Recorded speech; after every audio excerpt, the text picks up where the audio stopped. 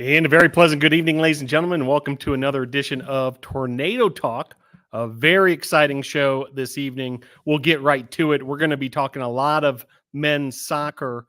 The Tornadoes, USA South Conference champions, back-to-back years. We're going to be leading the show off with some big guests from men's soccer in just a matter of moments. The Tornadoes learned their destination in the NCAA Division III tournament. They'll be heading to Atlanta, Georgia, for a first-round matchup versus Emory University. That's on Saturday at 1 p.m. Women's soccer, meanwhile, what a showing by the Tornadoes. End up finishing second, runners-up in the USA South Conference. An exciting PK shootout win in the first round, and then that was followed up with a 2-0 win over Methodist in the semifinals, sending the soccer team for the women's side to the USA South Conference finals for the first time in school history. Congratulations, Coach Mascaro and the entire BC women's soccer program. Volleyball, what a win they had this past Friday night. 3-1 over William Peace. Couple of USA South Conference awards handed out as a result. Caitlin Presley, USA South Conference Player of the Week. Bailey Lance, Defensive Player of the Week. And the Tornadoes volleyball team head to the USA South Conference. They'll head to the first round matchup at Greensboro. That's tomorrow night at 6 p.m. Football had its big senior day over the weekend. A big matchup versus Huntington. Did not go the Tornadoes' way. Tornadoes will be regrouping and heading to Jaxson, Mississippi on Saturday, a noon Eastern, 11 a.m. Central kickoff Saturday at Belhaven in the season finale. Men and women cross country, NCAA regional action up next. Best of luck to the cross country teams. And cycling is now in action on the cyclocross side of things. They'll be in Gibsonville, North Carolina for a race this Sunday. Men's basketball opens tonight. And this is a game actually just now tipping off over on ESPN Plus as the Tornadoes will face Division I Wolford in a exhibition matchup. And then we'll take on Winthrop on Wednesday in Rock Hill, South Carolina at 6:30 p.m. That will also be on ESPN Plus. Men's basketball will then have its home opener on Friday, 7 p.m. versus Montreat at the Bosch. And then women's basketball, their opener, 6 p.m. on Wednesday at the Bosch. Hope we can see you there. That brings us back to men's soccer and the Tornadoes winning back-to-back USA South Conference titles. And what an exciting moment this, on Saturday, what an exciting run in the tournament. And we're going to talk all about it as we're going to welcome in our coaches, Coach L. Dana and assistant coach Mario Pinto have arrived. Coach Dana, how are you this evening? Hey, Phil, how are you? Doing great, especially this time of year when the Tornadoes soccer team is rolling like this. And assistant coach Mario Pinto with us as well. How are you, Mario? I'm good. How are you, Phil? Doing great. Well, Coach Dana, if we can kind of back up to the tournament itself, and if you can put it in perspective, what this team accomplished by winning the 3 games it needed to in the USA South Conference tournament, 2 of them by penalty kick shootouts, and then ultimately winning the championship for the second straight year. Yeah, I mean, obviously it was gruesome like last year. It was this is actually the last year we're going to have this format in which you end up playing. If you count the last regular season game, you end up playing 4 games in the span of a week, which is ridiculous for soccer, I'll be honest. And so next year we're going to have a week in between, and so you end the regular season and you start the tournaments the following Saturday. Then I believe it goes Thursday and Saturday. But I'm very excited that knowing that this was the last time in this gruesome thing, they still plowed through and still figure out a way to find energy. I told them. I mean, I promise you, I did. Mario can confirm. I told them before the first game that these guys are my hero. I don't know where they find energy. I wish I had that much. Yeah, the 2 overtime periods, the penalty kick shootouts, the 90-minute win over Methodist. It adds up to 310 minutes of championship soccer this past week. And Coach Mario Pinto, have you been able to sort of digest what you have just been a part of this past week? And what are your feelings coming off the tournament? Well, it was, I would say, a tough and interesting weekend, but I'm really happy. Just like Coach Chelsea, I'm really happy with the players.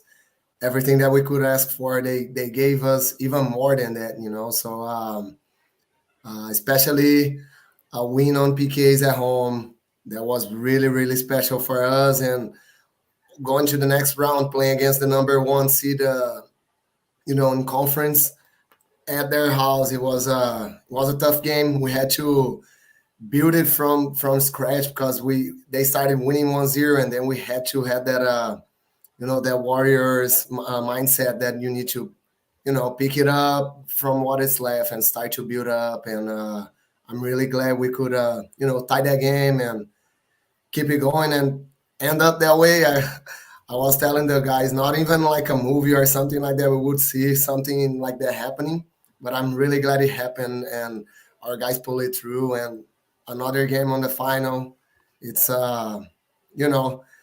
tie, regular overtime, and PKs. That was just not even in our best dreams we would ask for that. And we're really, really glad to from our kids to have to do what it did, right? Yeah, no doubt. And so to recap for our audience, the first round matchup on Halloween night on the campus of Brevard College. It was chilly that night and so forth. It goes all the way to the penalty kick shootout. Brevard ends up taking the 5-3 win. Coach Aldana, when you reflect back on that night, can you fill us in a little further from your perspective? Just what we witnessed that special evening at Islamel Family Field. Yeah, it was deja vu because it was the same as last year, right? Last year we hosted and same thing, overtime and PKs. But to me, it was a prelude of some of our younger guys stepping up, from guys during the play to guys taking the penalty kicks and also our goalkeeper, Mateus Rossi. He really, even during the game, had already, during the season and during the game, had already, actually, it was the following game, had to defend a PK on the run of the play. So I believe the last 3 opportunities that he had to come up with a save, he did. Obviously, one was a shootout, the other one was during the game, and the other one was a shootout. So, yeah, everybody ended up culminating their season with playing their best at the right time. Yeah, 2-2 tie during the game itself, that during the regulation, including Aiden Miller, who we're going to have on the show later, as well as Ryan Lynch, the all-time leading goal scorer for the Tornadoes, scoring off a Daniel Morgan assist. If those goals don't happen, you don't make it to shootout. And then at the shootout, like you said, the big save from Rossi and then Caue de Santos, who we're going to have on the show as well, with the clincher in that shootout. Then you head to Methodist, and this is a tough matchup, a tough place to play. The women's team heads to the same site. So all of Brevard's heading over to Fayetteville, North Carolina, and a 4-2 win in the semifinals. Can you give us a few more details about that one, Coach Pinto, and how you felt like the Tornadoes were able to get that win? Yeah, just like we have been telling the players, and especially here the last couple of times, we had a really tough schedule because we knew at some point in the season we would need that, to get everything from, maybe starting back in 1-0 and had to rebuild from that. And we knew some tough games in the beginning of the season might hurt us, we might lose a couple games, but we got the experience that we needed. And especially on that game, we had a little mistake in the beginning of the first half. They scored 1-0.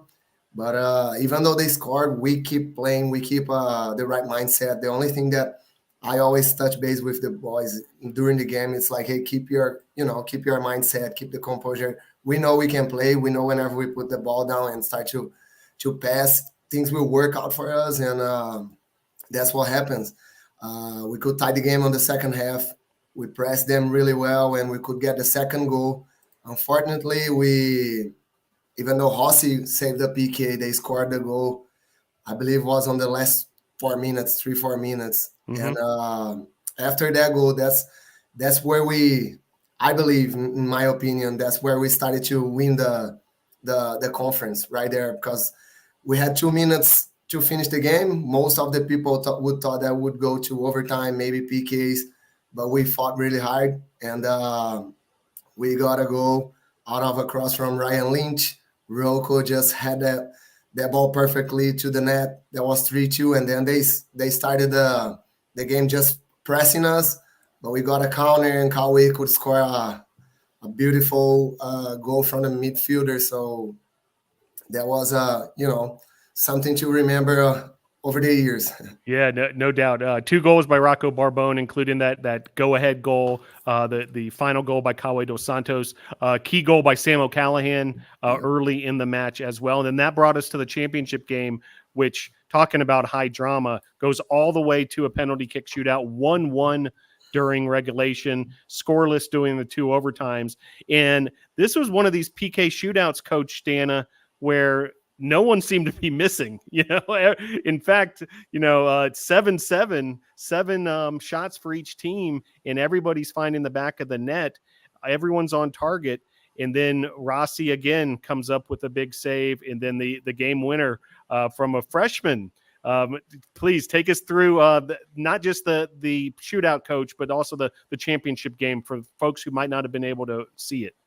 Yeah, like you said, actually, let's talk about it even before the PKs. We had to play that team at their place during the regular season. And soccer is a funny game. Some days you just lose your concentration for a couple of minutes, and a couple of goals will be scored on you. And then, things happen, and maybe another couple of goals. And all of a sudden we found ourselves behind 6-0 when we played there.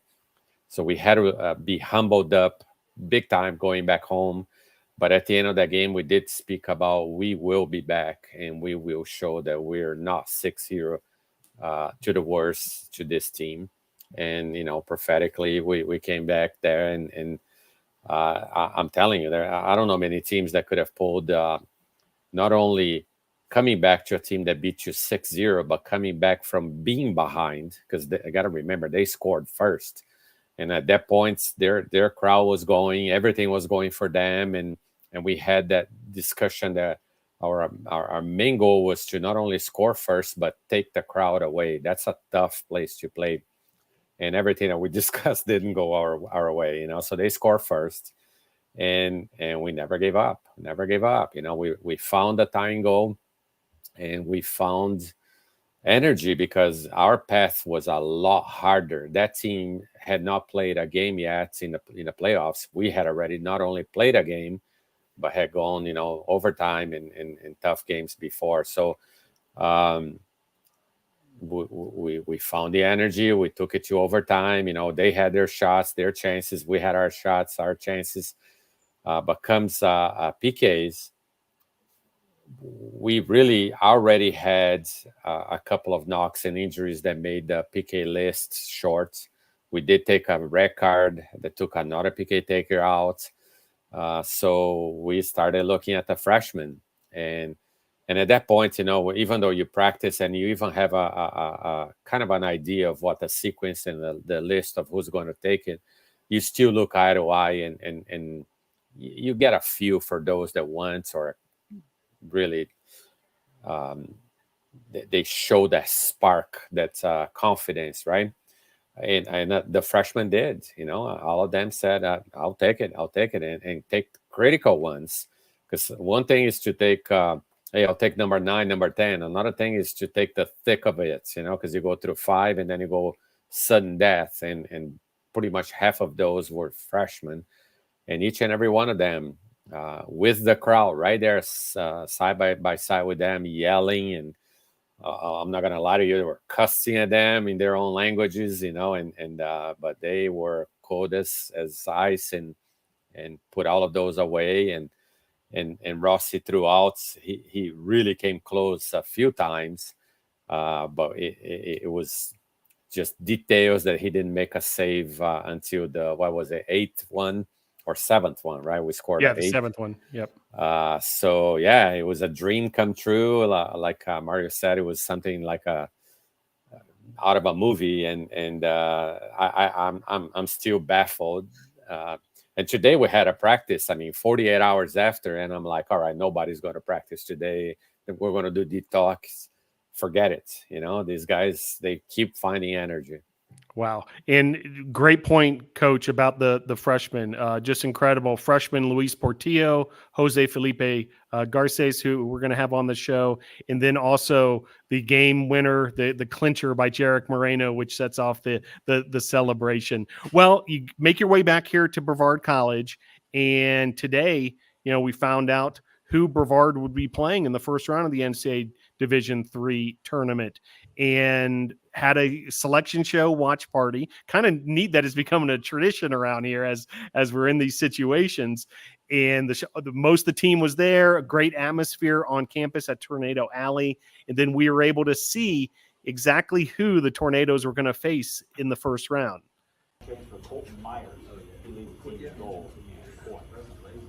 We'll try to show out against Brevard.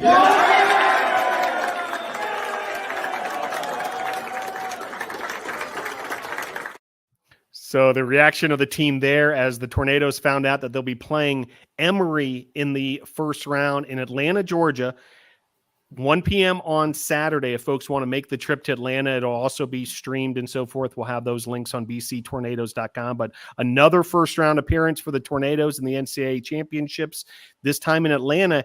And really interesting, Coach Dana, these two teams, the Tornadoes and Emory, played earlier this season, September 23rd, a tight game. Emory was ranked 19th in the country at the time, a 2-1 Emory win.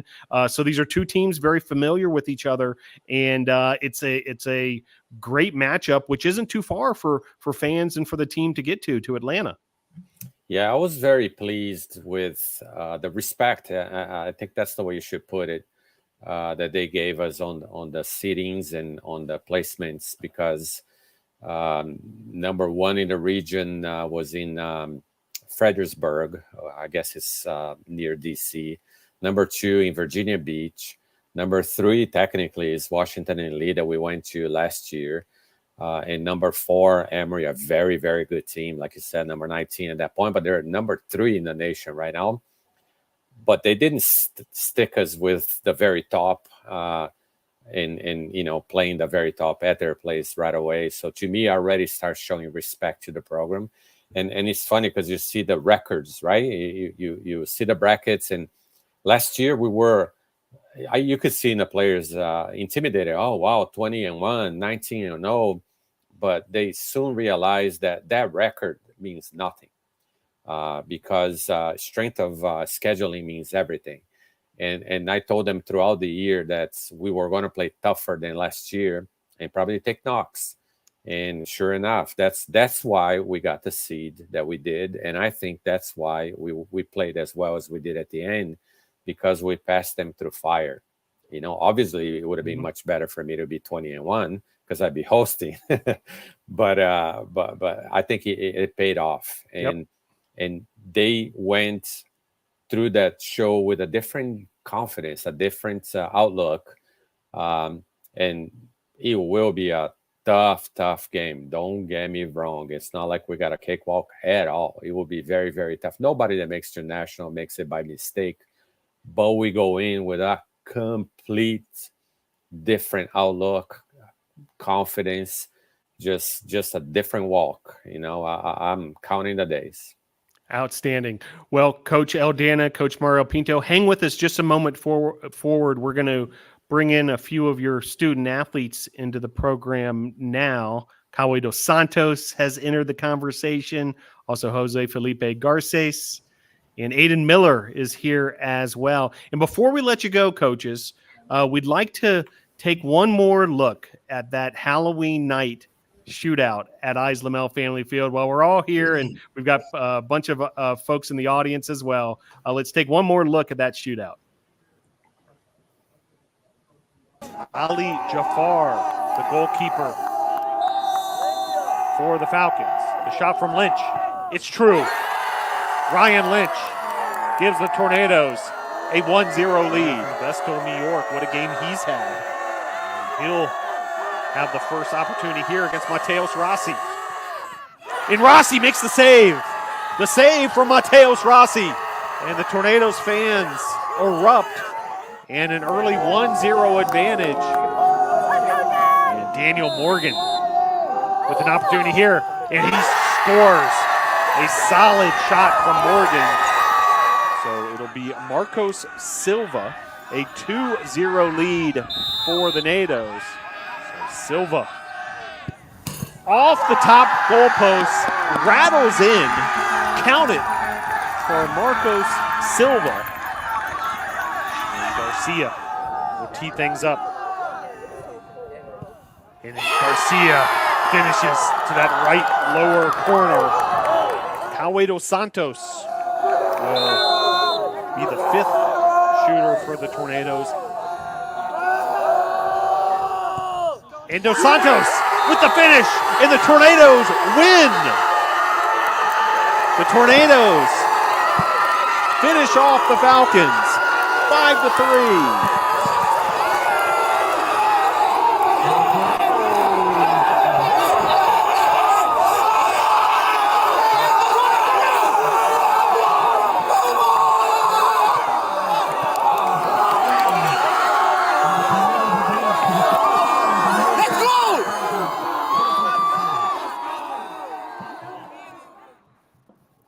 Well, that was the first of several celebrations this week, and just a special moment there. But we wanted to share that while we still had the coaches on board. Coach Pinto, before we let you go, how about a quick word about the 3 student athletes we have here with us this evening? All right. Today we have our next 3 heroes, right? So they've been taking the stage. They've been, we gave them a lot of pressure, and they handled that very well. So I'll present each one of them. Over here, I'll start with the one that scored the goal, the PK against Pfeiffer, our very own Caue, most known as Caue Love. And we also have here Jose, our little magician, and also Adan Miller, our hero, right? He scored on the last 2 games, and everything that we needed. He came really, really in a good time.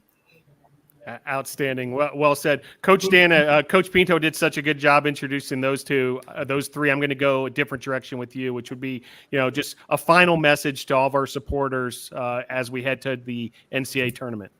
Yeah, I actually feel free to loop that video on my Facebook because, man, I tell you, I could watch that a million times. But listen, first of all, our fans are incredible. They took trips. At home, it was not even a discussion, but they went to the other games. The ladies supported us at Methodist. It was awesome to have them there and both of us winning. And then several people came to the North Carolina Wesleyan. I'm so thrilled that we're not that far. We're just 3.5 hours away. So I am confident lots of people are going to come down or support. I'm telling you, we got the best fans, and we could not do this without him. So please come out, support us. And we got 1 million messages, texts and phone calls and emails. And we cannot tell you, each and every one of you, how much we appreciate you guys. Great. Well said. Best of luck this week, Coach. Can't wait to see what's next with this amazing group. Thanks for joining us this evening on Tornado Talk. Thanks, Phil. Bye-bye. All right, there they go. And we have with us now Caue dos Santos in that upper right corner. Caue, how are you? I'm good. How about you? Doing great, thank you. And also with us, making his Tornado Talk debut, Jose Felipe Garces. Jose Felipe, how are you this evening? All good, and you? Doing great. And Adan Miller, appreciate you making the time to get here, Adan. How are you doing? I'm doing good, Phil. How are you? All right. Well, I'm ecstatic, after what I've witnessed from the men's soccer team, this last week. And, it's just so much happening with Brevard College athletics. But what a moment this past Saturday. The Tornadoes winning the championship, back-to-back championships. Caue, let's start with you. How did it feel to win the championship? To be honestly, I'm really very happy to be champion again and to be all the tournament team. So this is my second year. This is my second season and my second ring. Everybody knows this season was so hard for us. We had a lot of challenges, but the result was the same. So I'm very happy for I'm very happy for that. Yeah, well said. And Jose Felipe Garces with us as well. And, big part of this formula too. We talked about, the freshmen and the impact they've been making. You're one of them, Jose, but, tell us what it felt like for you. This was your first collegiate season in college soccer, and you go all the way to the championship and able to win it. How did it feel on Saturday? I feel great, very excited. Freshman year, first season, first ring. Also, I have the opportunity to participate on the PK shootout. I score important PK, so I was very excited. Also with us, Adan Miller. And Adan, can you put it into words now that you've had, a little bit of time to kind of digest this? Tell us, what that was like to be a part of that championship feeling on Saturday. Yeah, it was a great feeling. It's really hard to beat. It's a great group of guys we have here, coaching staff, and yeah, it was well deserved. We had definitely not the season that we were hoping for as far as our record, but it all worked up to the playoffs, and that's when it really counts. And that's when all the guys pulled through. So yeah, really proud of everyone and looking forward to Saturday's game. In Caue, the video we watched was you scoring the game-winning shootout penalty kick on Halloween night at Isla Mel Family Field. Tell us what that was like to win the game on penalty kicks and to make that shot. Well, I did practice a lot for that, and I really like the responsibility of taking the 50K. I was feeling very confident, so it wasn't difficult to do that.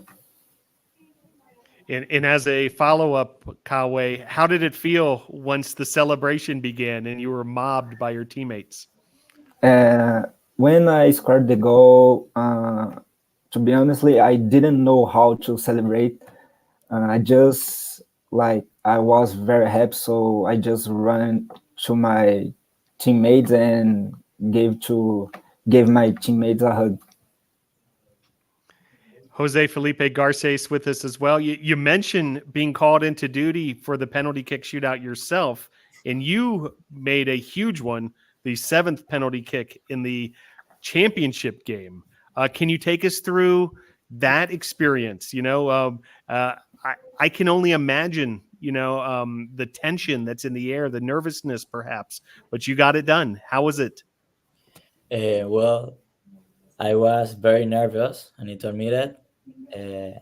I think that the penalties will finish at 5th, but it continues. So when it was my turn, I just concentrate myself. I breathe in, and I just say I have practiced this a lot of times, so it's another practice. Adan Miller with us as well. And Adan, part of the defense that's done just such a great job all season long. But then we see some goal scoring prowess during this USA South Conference tournament. A couple goals, one in the first round, and then you able to get the big goal in the championship game. Take us through those, the 2 goals that you were able to score, Adan, and also, just how that felt and the celebration that ensued after each of those.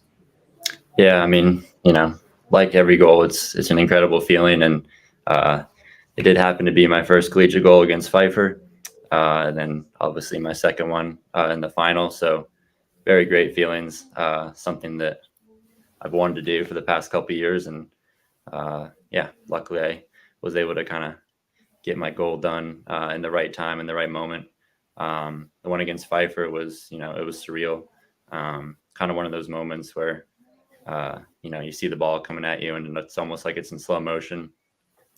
We've practiced those kicks all season with Lynch putting them into the box for us. And yeah, I was able to be in the right spot and put it home. And kind of like Caue said, I obviously also being my first goal, don't know exactly how to celebrate. So I kind of, you know, ran and braced my fans and my teammates. But that's kind of been a little bit of a joke the last couple of days. Need to work on my celebrations a little bit.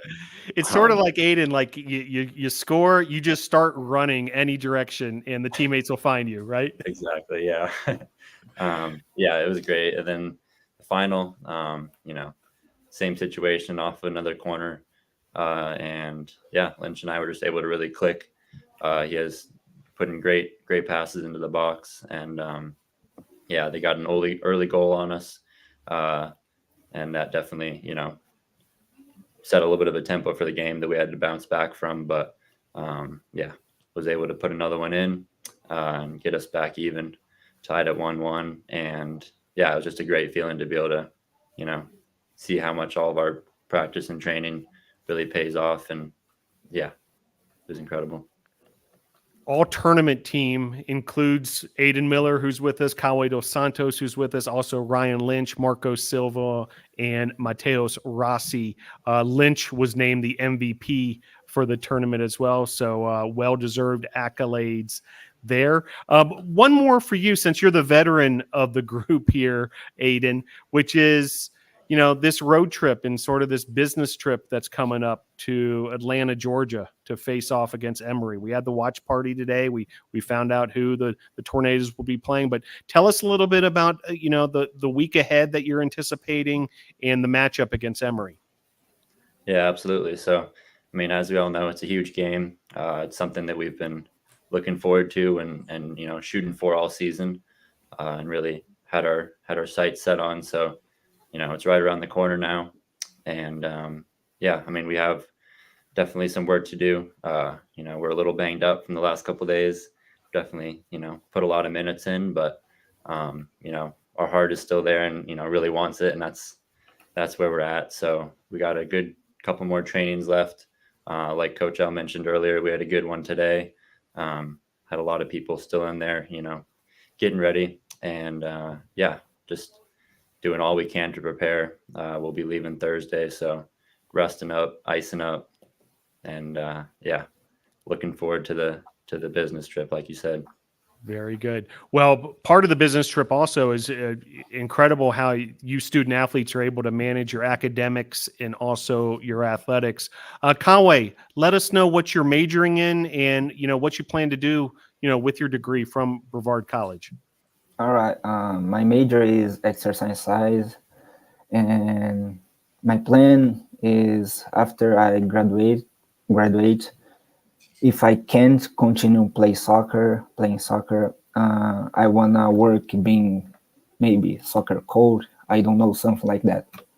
I don't know yet. I need to think about. And you've got some time, you know, a sophomore here. So first things first, you know, we'll take care of business one day at a time, 1 week at a time. And Jose Felipe Garces, let us know what you're working on in the classroom. Yes, my major is business administration and management. And after I graduate, if I have the opportunity to continue playing, I will play. That's my dream. But also maybe work on businesses that are related to any sport, or if it can be especially soccer, better. Very good. And Adan Miller, let us know what you're up to in the classroom. Yeah, so my major is environmental studies with a focus in sustainability, and not decided completely on, you know, where I'm going, but I have a big interest in renewable energy and, you know, working with solar.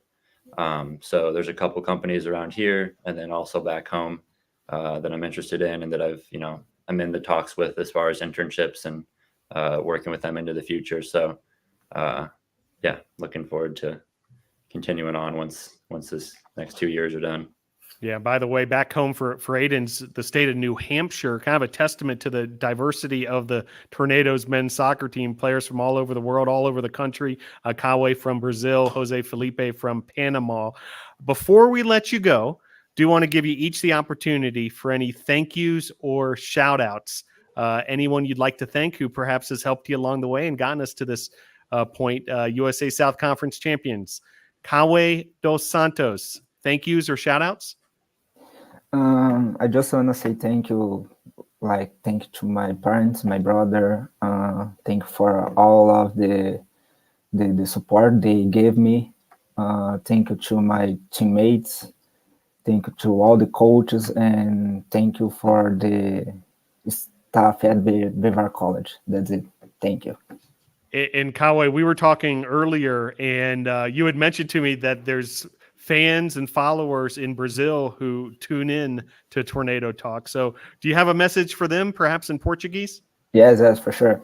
So, obrigado a todo mundo aí que me mandou energia positiva, principalmente meu pai, minha mãe, meu irmão. Por vocês, sempre vai ser por vocês. Por você, pai, mãe, Dé e Luca. Amo muito vocês, estou morrendo de saudade e obrigado mais uma vez. That's it. Very good. Jose Felipe Garces, same opportunity to you, whichever language you like. Thank you. Shout outs.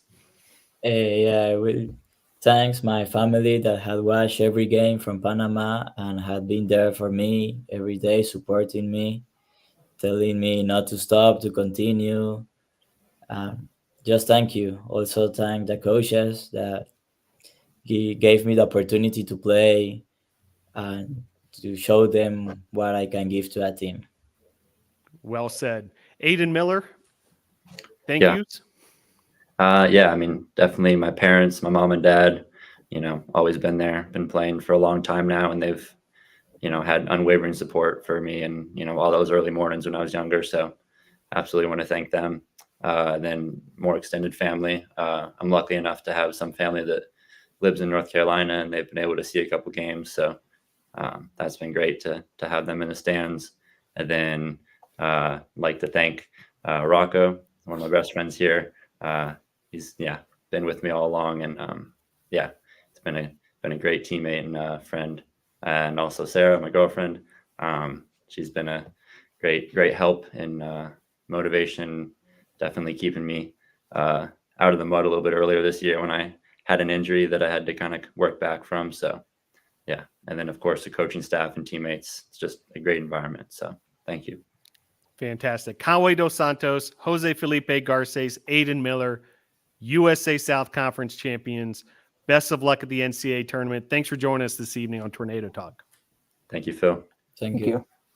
All right. We're going to switch gears very quickly now and go from the soccer pitch. And by the way, a update. Appreciate this from our producer, Joseph Marvin.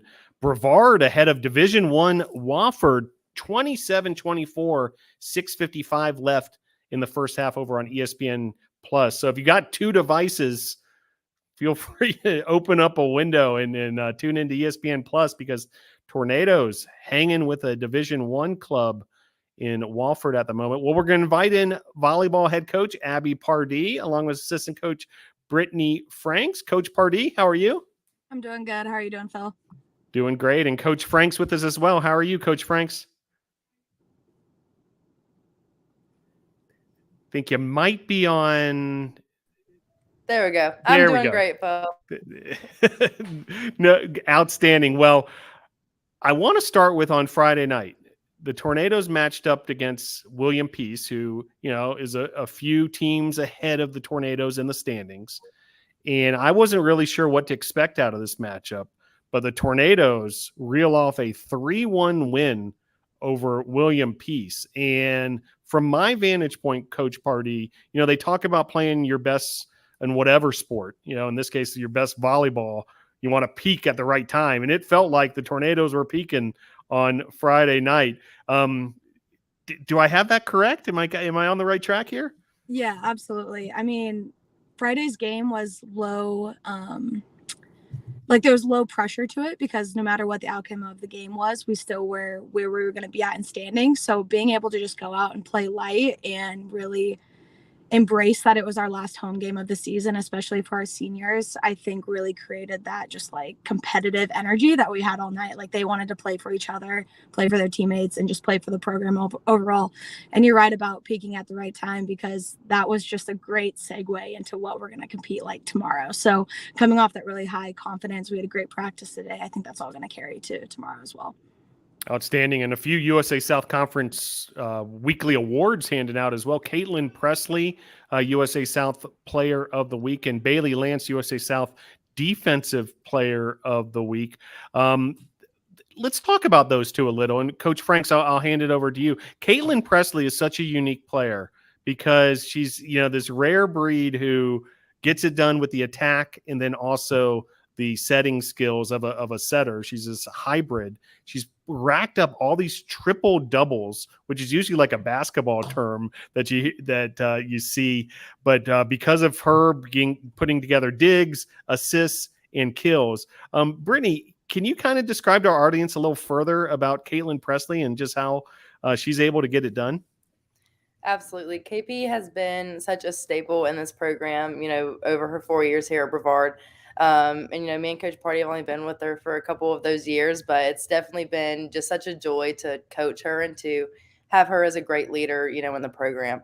Obviously, she leads us in stats, almost every game. That's something you can almost count on. But again, she is one of the best teammates that, I've come across as, both a, recent college athlete myself and now a coach.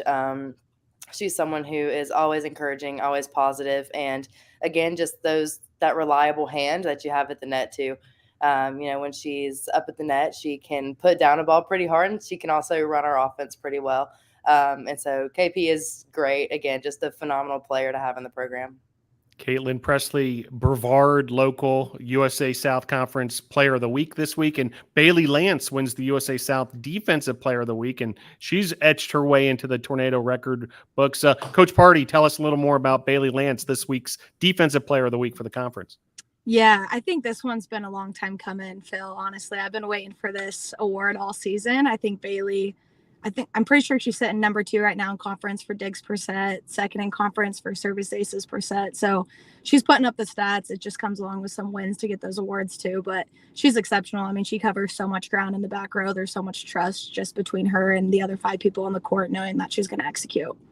Yeah, it makes a lot of sense. So congrats to those two winning those weekly awards. Well, we're on the eve of the USA South Conference tournament. It's tomorrow. First round matchup at Greensboro. Everyone knows each other in the USA South Conference by this point, but you head over to Greensboro, 6:00 on Tuesday. Coach Parde, let's start with you. Tell us a little bit about the matchup, but also, the team's preparation heading into tomorrow. Yeah, absolutely. So we're heading out pretty early in the morning. We're going to get a serve and pass in the afternoon, I think, just to get off the bus legs out, and also just some of those nerves too that come with being in the conference tournament. So getting a little practice in before we play tomorrow night, I think is going to really set us up for some success. But we're 1-1 with Greensboro right now over the season. We beat them in 5 and then lost to them in 3 last week.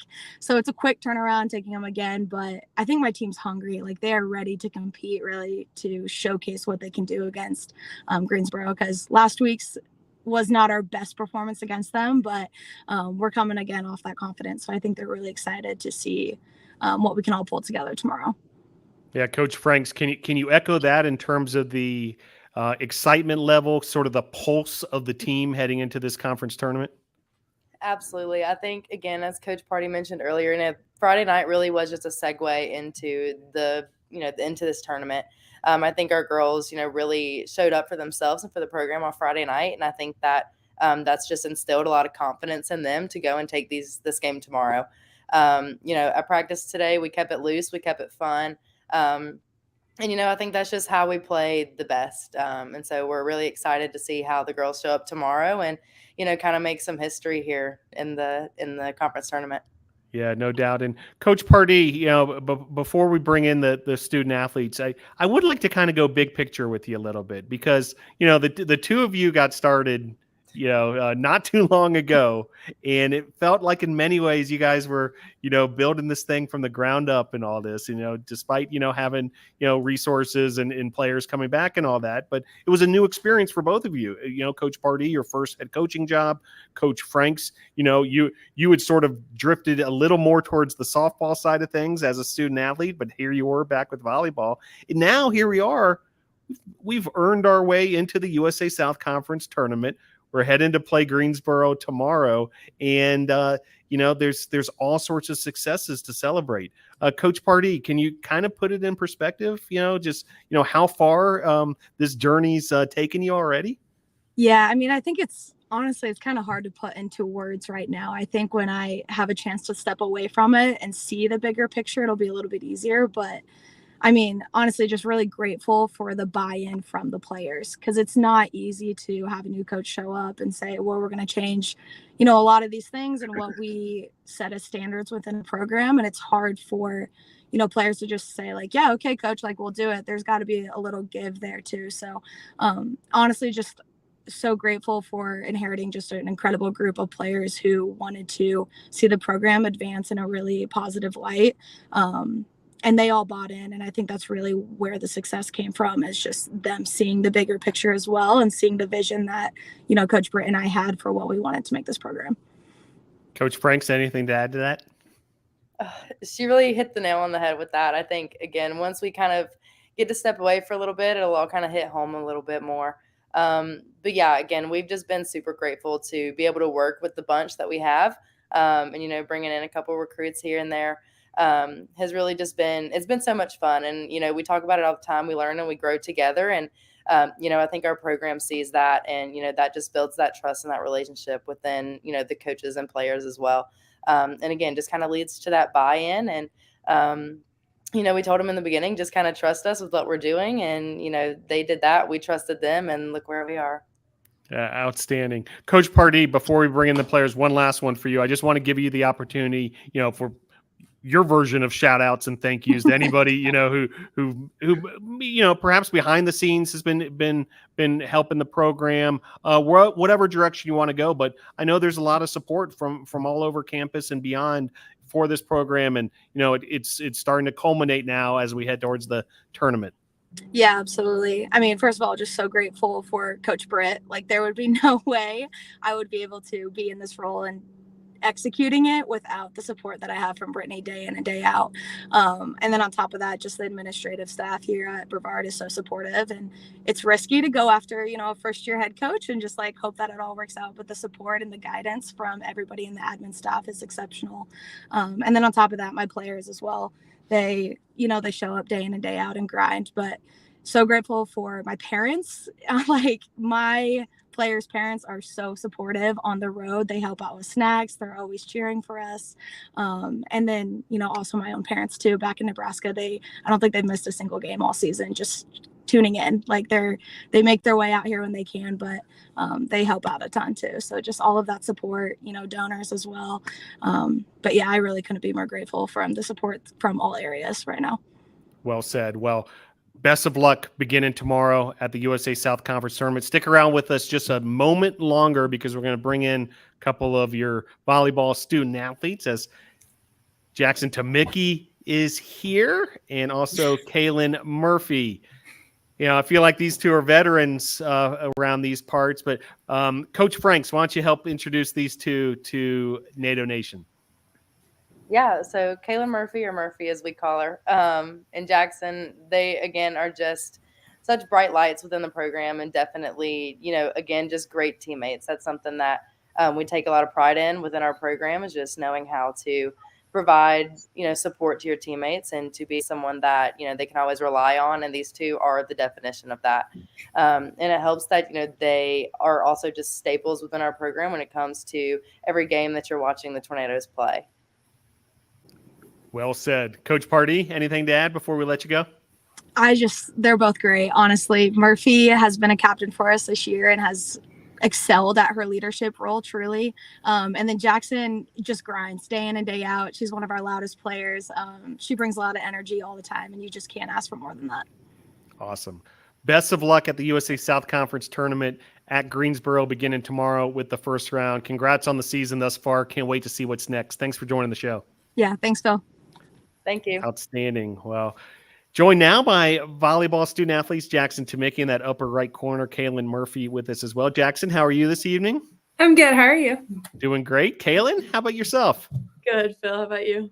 Always great to be with y'all. Well, let's start with Friday night, because what a way to end the regular season. You know, you match up against a tough William Peace squad, and the Tornadoes at home in the home finale finish off with a bang, a 3-1 win. Jaxson, what did you feel like was the key to that victory? And also, you know, just how sweet was it to get that win? I think the key to it was as Coach Abbie said, there was no pressure. We sometimes get a little like tense or stressed, but we just went out there, we played for each other, we played our game the way we know how to, and we executed at a really high level that was really cool to see. And to go from how we played the first time against them to winning against them was a complete turnaround, and it makes me really excited going into the rest of this tournament. Yeah, no doubt. A big win. And, you know, Caelyn, a senior, you know, and I know this was big for yourself and the other seniors, you know, this last chance at the Boshemer Gymnasium to, you know, to show your stuff, and you're able to get it done with a 3-1 win. How sweet was that? It was really cool. It was definitely really exciting this year when we starting the season off first weekend away when we beat Huntington, and then all of us were really happy with that in 5, and then beating Greensboro in 5 when they came here. And then I don't know if we really expected to have another kind of upset game like that, but then we did. And it was like Abbie said, and Jaxson touched on it, like we were just playing for each other because stakes were low and we were just really chill and got to play our game, and it was really exciting. So, well, stakes were low, but now stakes are high as we head to the USA South Conference tournament beginning tomorrow at Greensboro. Jaxson, tell us a little bit sort of the mindset of the team and, you know, what you guys have been working on since the end of that William Peace matchup and then heading into the matchup tomorrow. We're really hyped. We're going into it with just all of our energy, all of our effort, all of our drive, because this is what makes or breaks the team now, is who wants it and who's willing to put in the effort. And we're all willing to. There's not a single person on our team that doesn't want to give everything they have for it this weekend. And that we're really excited to move forward. Caelyn? Yeah, she nailed it. We're really excited pretty much. But I think we didn't get to make playoffs last year, so it was kind of a bummer. But realizing this year that we do have a lot to work for has been kind of our motivation lately. And, you know, we were really, really hype after beating William Peace. So it was kind of a balance of, you know, Saturday's practice and then today, you know, staying up and like riding that wave, but also realizing we have a kind of a giant to tackle. So, yeah. Yeah. And Coach Britt touched on it in practice. It was, why not now? Why not be the team? Why not step up? And I think we all got hit home and we were all ready to go. We're all like, this is the time. This is the place. Let's go. Let's do this. Makes a lot of sense. Jaxson Tumicki, the sophomore middle blocker from Brandon, Florida. Tell us a little bit, you know, I think we've talked about this before, Jaxson, but for our audience, you know, your role as the middle blocker, but also just this season, how, you know, the block part of the Tornadoes, you know, formula has continued to excel. Yeah. So middle is very complicated. It's a lot of back and forth and speed and just getting there where you need to be and doing your job so that other people can do their job. Yeah, our block this year has transformed an insane amount since last year. Like, all of us are quicker, we're jumping higher, we're getting touches on balls that we weren't getting before, and it looks good. I'm so thrilled with it, how everyone is adjusting. We started a couple new blocking drills and stuff like that, and they're working really well for in games, and it's fun. Yeah, no doubt. I'm witnessing it myself. The constant improvement, and it does create quite a weapon when you've got that block as part of your arsenal. And Caelyn, I'd like to go this direction with you, which is this art of the service ace. I mean, the Tornadoes in some of these matches are just racking them up left and right, and there's several of the Tornadoes, yourself included, who have this sort of specialty of the service game. Tell us a little bit about that. Yeah, so that kind of became my role this year, which is kind of exciting because I have definitely developed my serve a lot. I've never really been the most aggressive server, but that just kind of took a left turn this year. So serving is your first chance at scoring. So having a really aggressive serve, and Coach Abbie giving us zone, you never want to serve to libero. Really try to serve towards like a passer you don't really expect to put it up very well, or like their setter to get them out of system. It's all strategy and just making sure you're serving aggressively. And then, if it's game point or you're about to tie them up or something, like it can be a really stressful role to play sometimes because a lot can ride on a serve sometimes, and it's definitely a lot of pressure, but it is really fun. So yeah, no doubt. And it gets the crowd really hyped. And, there's like even I still haven't figured out. There's some sort of cheer you guys do on every service ace. Can one of you guys fill me in exactly what that is? Oh, no. Or no? Oh, you're telling Jaxson to do it. Gotcha. Isn't it ace? Ooh. Okay. So it's not as complicated as I think. Yeah. Very good. There's 3 aces in a row. It's uno, dos, tres. Or wait. Is it uno, dos, tres, ace? Yes. Yeah. Very good. All right. I know what to look for next time. Appreciate that. All right, Jaxson, let's go to the classroom. What are you working on academically? Ooh. I'm an environmental science major and a biology minor. Yeah, not really sure what I want to do with it after I graduate, but I know I want to go to grad school and get my master's degree. And yeah. That's about it. I'm not sure. Well, you're still in the middle or kind of the early side of your college career, Jaxson. So we're not rushing you in any way. But Caelyn, you're heading towards graduation yourself. Tell us what your degree is going to be in, and your future plans. Yeah, so I'm an agricultural education major. So I'm finishing up my last couple classes in gen eds that I need right now, getting ready for student teaching next semester. So that's been pretty fun. I'm most likely, looks like I'm going to Rosman, which is right up the road from Brevard here. So doing observations there, getting ready for that state exam. Very good. Well, before we let you go, do you want to give you each the opportunity for shout outs or thank yous? A bit of a tradition here on Tornado Talk. Jaxson? Okay, I'll go first. I want to shout out my parents and my family and friends in Florida and here, because I have a lot of family and friends that'll just kind of like get together whenever we have game days and like send pictures of them all watching our game and stuff like that. And so it's really nice to know I have the support from 4 states away. I want to thank my boyfriend and his family who are always supporting me, and our coaches and our teammates, because without my teammates, there would have been some really rough days that would have just been really hard without people like Murphy. So well said. Nicely done. Caelyn? Yeah, my parents for sure. And more recently, a lot of my extended family have been really supportive. Being a freshman during COVID was really difficult. Not having a lot of family be able to come see. And then, oh gosh, okay. And then, as parents began to be able to come, and then we have like students in the stands. I have a lot of really good friends. My teammates, of course, have always really been right there for me because we're in it together. Abbie and Brett, I've learned a lot from both of them, and I'm really grateful for the experiences that I've gotten just being in a college sport. Yeah. Jaxson Tumicki, Caelyn Murphy, 2 members of the Brevard College volleyball program. You continue to make us proud. You're heading to the USA South Conference tournament that begins tomorrow. Best of luck, ladies. Can't wait to follow along and see what's next. Thank you. Thanks, Phil. See ya. All right, there they go. Well, we're going to switch gears once again, and there's another update. So Brevard still going toe-to-toe with a NCAA Division I foe in the men's basketball season opener for the Tornadoes. Wofford 42, Brevard 39, halftime. That's over on ESPN+.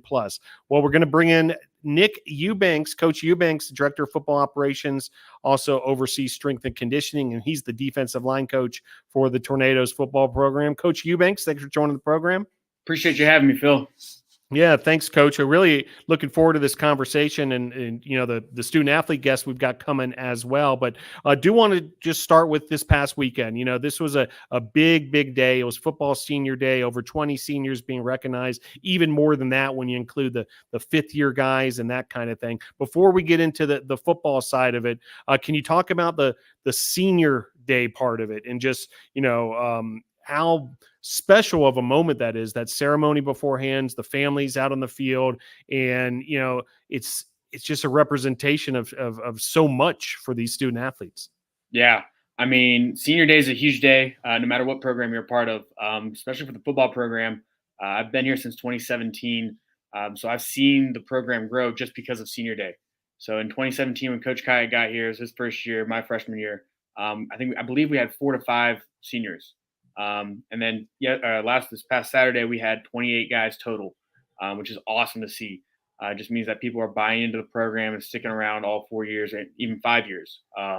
So that's huge. And just, you know, thinking back to my senior day, it was during COVID. It was the first home game on campus at Eisenmel Field. So for me, that's always a special moment when we beat Huntington spring of 21. So for these guys, just to be recognized by the family and friends and the community was awesome. Outstanding. Well said, Coach Eubanks. And you've got that unique perspective, having done it as a player, seeing, you know, the seniors and the classes ahead of you, and then now as a coach.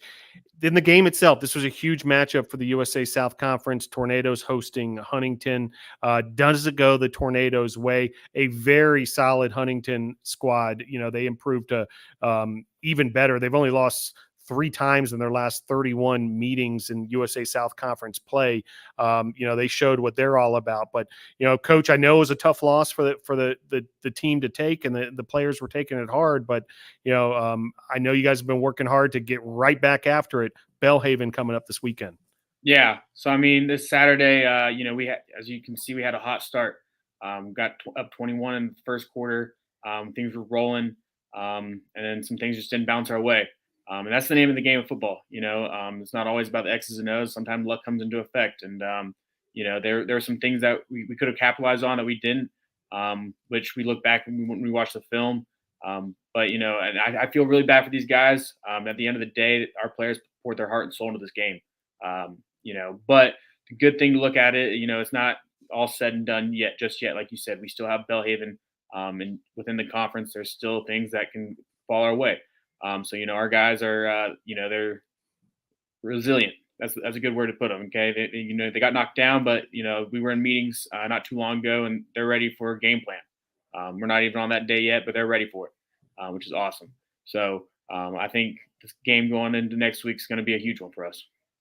Yeah, 5-1 in the conference. You know, you can't take that away from anybody. You know, 833 winning percentage. Tornadoes will head to Jaxson, Mississippi. It's a long road trip, you know, to take on Belhaven. 12 p.m. Eastern, 11 a.m. Central kickoff Saturday in Jaxson, Mississippi. Can you tell us a little bit, you know, logistically about the week ahead in terms of practices and then, you know, the trip to Belhaven? Yeah. So, I mean, you know, for us, it's just it's another game. You know, you don't want to get the emotions too high or too low. For us, it's, you know, same old in the office with the coaches and for the players. It's, you know, we got to focus on us. You know, the minor details matter. You know, going into this week, we're going to be short a handful of guys just due to injuries and whatnot. But, you know, it's the next man up mentality, which is always good when you have in depth in your roster. Belhaven is you know, smash mouth football is the best way to put it. You know, I spoke about this time last year when we were going into Belhaven week again on Tornado Talk, and it's kind of the same old story. You know, smash mouth football, old school, power eye, fullback down the middle.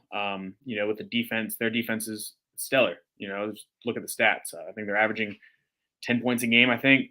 So our offense is up for the challenge, and our defense is up for the challenge. It's going to be mano a mano. Who's the bigger man? Yeah, sounds like an outstanding matchup. USA South Conference action.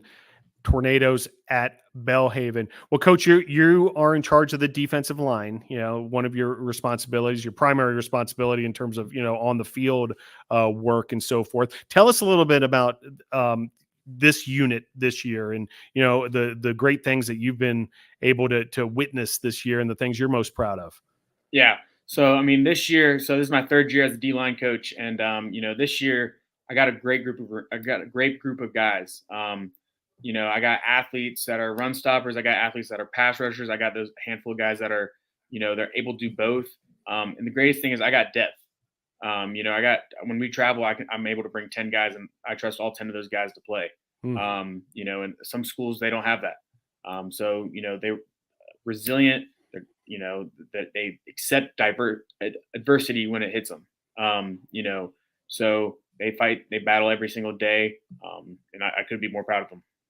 Outstanding. Well, we see your full title there and include some other responsibilities, and I'd like to, sort of educate our audience a little bit, what these roles are. Director of Football Operations, what are some of those duties, Coach? So during usually off-season time, Director of Football Operations is really trying to set schedules with upcoming opponents in the near future. So right now we're working on the 25-26 season. We'll worry about that here in a few weeks after, season concludes. And the other things that include are, ordering any kind of equipment or anything we need, dealing with, I already said scheduling, but, kind of help out I like to view it as an assistant of the head coach. Whatever he kind of needs, if he needs something ordered, that's what I get. I'm in touch with billing and subscriptions, all that fun stuff. Makes a lot of sense. And Coach, the strength and conditioning side, I know this is an emphasis for the Tornadoes. Can you bring us behind the curtain a little bit, what you guys work on there? Yeah. So, every year it's something new. Each guy has their own kind of plan. Not everybody's built the same. Some guys need to get stronger and faster. Some guys need to lose a little bit of weight, whatever it may be. And this is a new role for me going into this year. We use, during the in-season, it's not as much as growing muscle as it is to maintaining. And then once off season hits, within rules and regulations, you can only do so much. So, we have a plan for our guys during the off season, and as long as they're following it, they come back in great shape. Yeah, it makes a lot of sense, Coach. And, of course, everyone on the staff's constantly recruiting. That's part of the job description as well. What are some of the things, you've noticed in terms of, you spoke a little bit about the senior class, but more and more what I'm noticing about Brevard College football is every season it seems to be more and more appealing, to recruits, and the interest level continues just to shoot up. What are some of your observations, as of late on that recruiting side of things, and, just how the finding the right fit and so forth at Brevard College continues to fall into place? Yeah. So like you just said it right there, finding the right fit. That's the biggest thing. When we recruit kids, when we bring them onto campus, that's when you get that one-on-one time, you get face-to-face.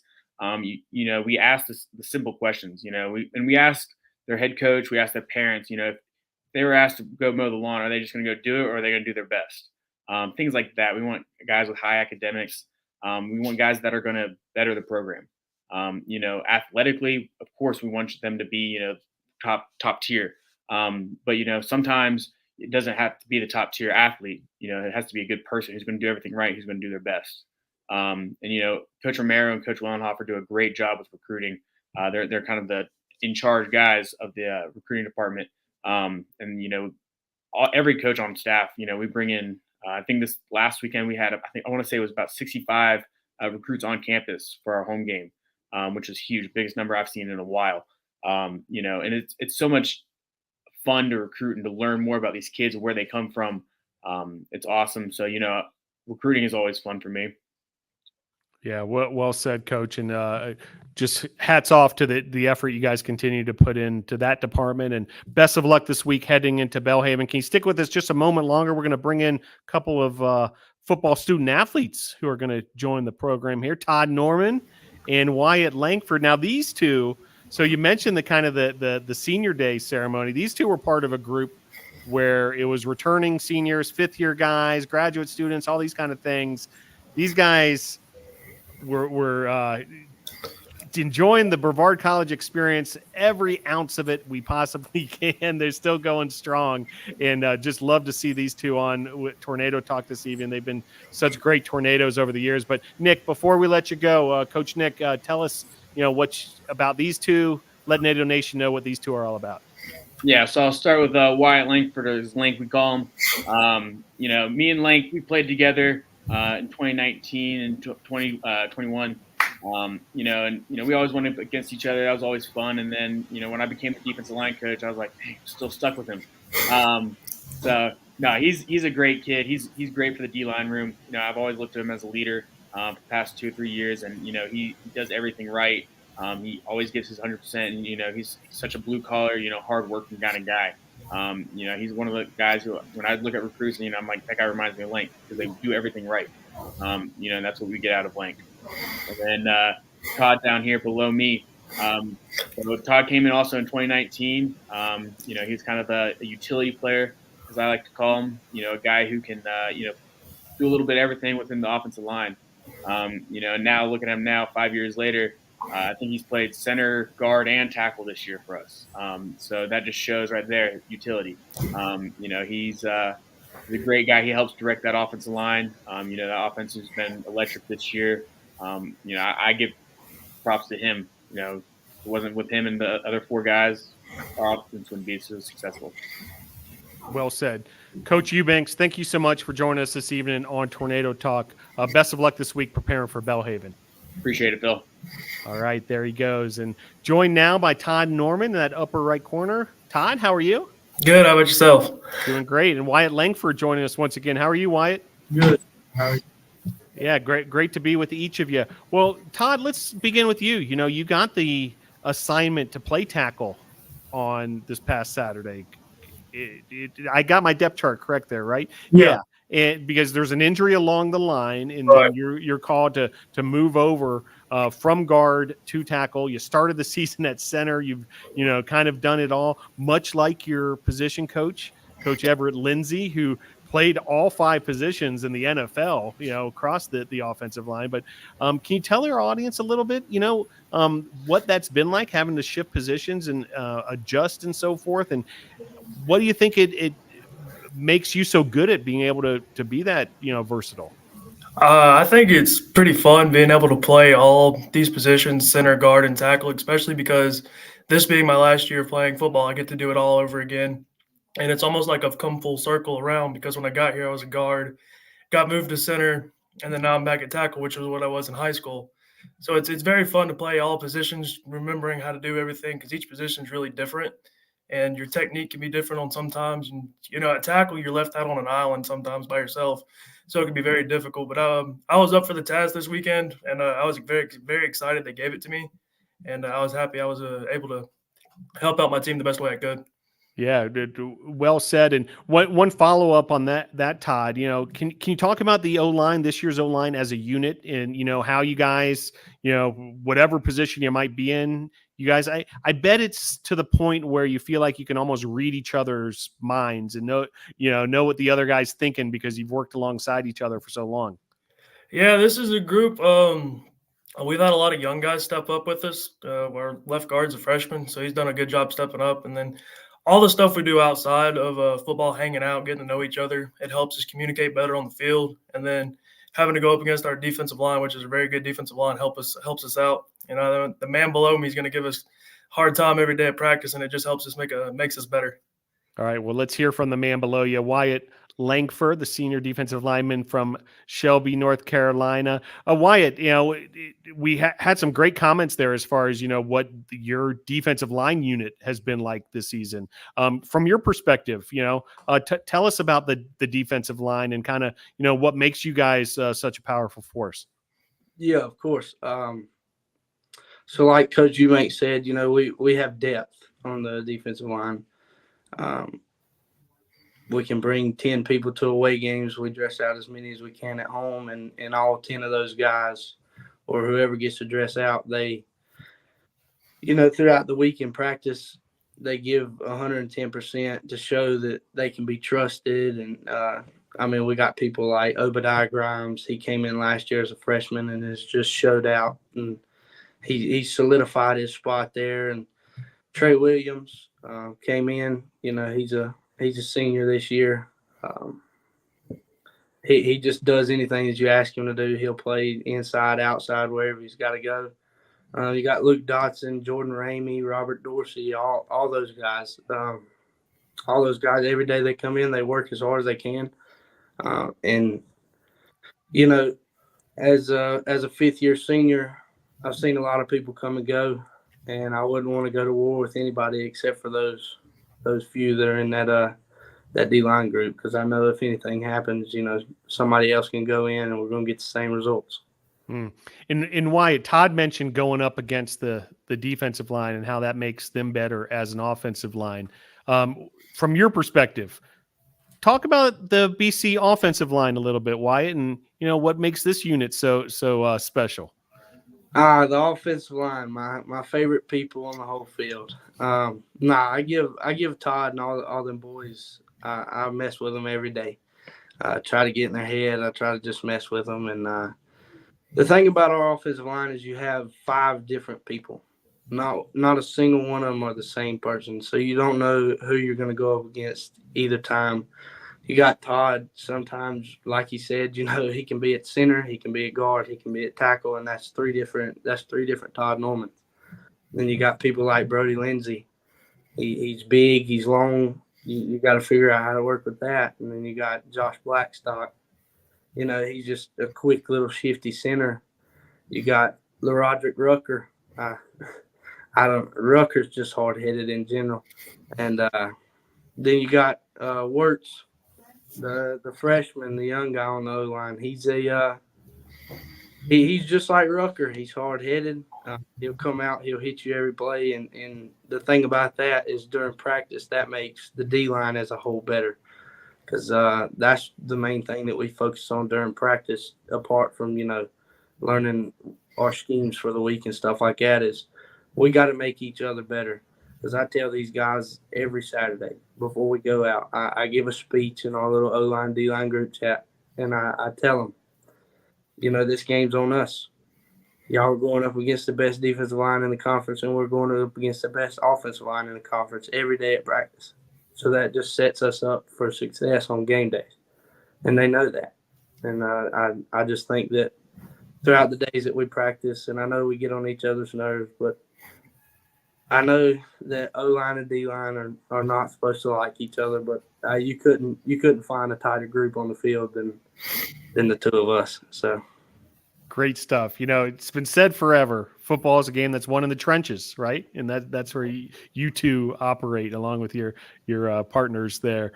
Todd, you know, big moment, senior day. You know, a lot of emotions and all these kind of things. But, you know, have you had a chance to reflect, you know, with the senior day ceremony now behind you, just kind of how special this entire experience has been and continues to be for you, being a college student athlete at Brevard College?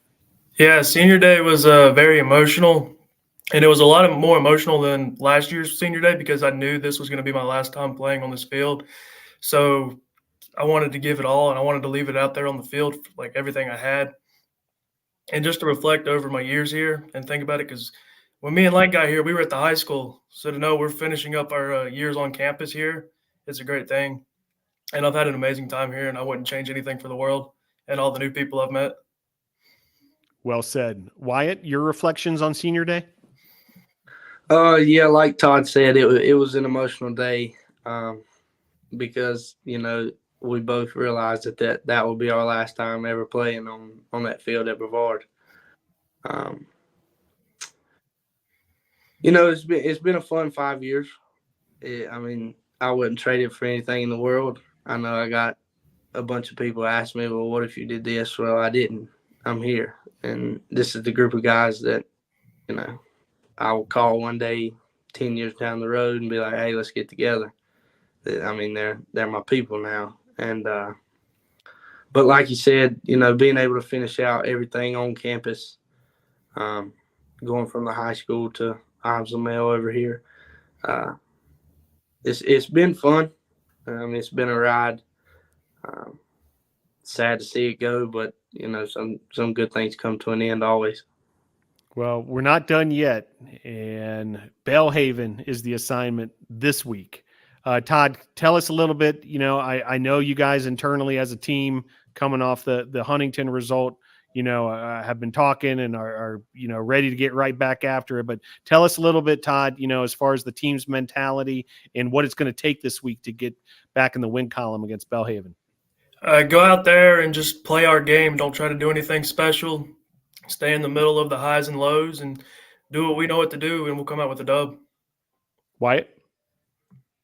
Just like Todd said, play our brand of football like we've been doing over these past few weeks. Those first 3 games, that wasn't our brand of football. We was just getting adjusted to everything. And then when we started rolling, we were rolling, and we're still rolling. And, our coaches always say, like Todd said, stay out of the valleys. When you get high, stay high. Keep it there. There's going to be ups and downs. There's going to be adversity throughout every game that you go through. That's just how football is. It's like Coach Caue told me, if you knew the outcome at the end of the game, you wouldn't even play the game. You never know what could happen. There's 60 minutes of ball to play, and anything can happen. So we're going to see how we can match up against these cats from Mississippi. It'll be a heck of a matchup. Can't wait to see the Tornadoes in action. I got a feeling there's going to be a big result for the Tornadoes coming this weekend. Todd Norman joining us along with Wyatt Lankford. Todd, tell us what the degree's in. What are your plans, post Brevard College and so forth? So I'm getting my degree in history, and I plan on going back home and teaching high school history and coaching high school football. Outstanding. Wyatt, how about yourself? I'm a criminal justice major. I'm actually in a internship with the sheriff's office up here right now. So I'm working with them every day and then coming out and practicing and playing football. So things are going well with that. So plans to stay up here and, work for them. Outstanding. Well, best of luck to each of you in the future endeavors as well. Todd Norman, senior offensive lineman from Mooresville, North Carolina. Todd, before we let you go, shout outs, thank yous. Yeah, I'd like to shout out my mom, my dad, my girlfriend for all their support they've given me over the years and this season especially. I also like to shout out our other 2 senior offensive linemen, Hayden Schnell and Josh Blackstock, and then everybody overall who's helped me get to this point in my life. Wyatt, same opportunity for you. Yeah, first off, I'd like to thank my mom and my dad, for the endless support and all the traveling they do and, just everything they do for me day in and day out. My family for showing support, day in and day out. I'd like to thank the mob, my D-line brothers, the ones that have come and gone and the ones that are here now. As if it wasn't for them, things would be a whole lot different. And just everybody around Brevard, that I've met and created relationships with, they've helped me through the ups and downs. And I'd like to thank Todd, of course. I don't tell him enough, but I'll thank him this time. And but not just all my brothers on the football team. So wouldn't be here without them.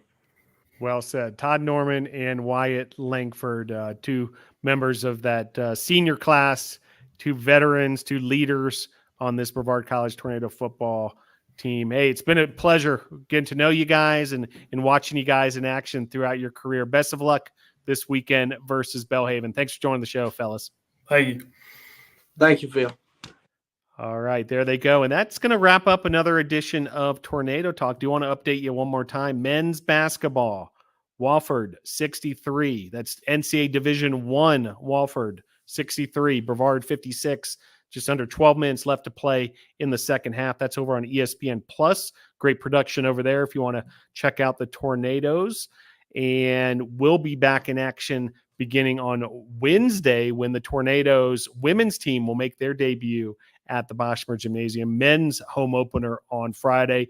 Best of luck to the volleyball program who heads to Greensboro tomorrow for the USA South Conference Tournament first round.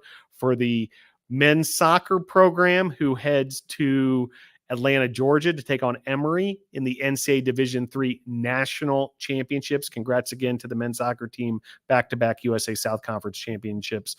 Best of luck in future endeavors for also the cross-country team, the cycling program, still some fall sports going on across the board. Women's soccer, big congratulations on their runner-up result in the USA South Conference Championships. Just incredible memories have been made this fall at Brevard College.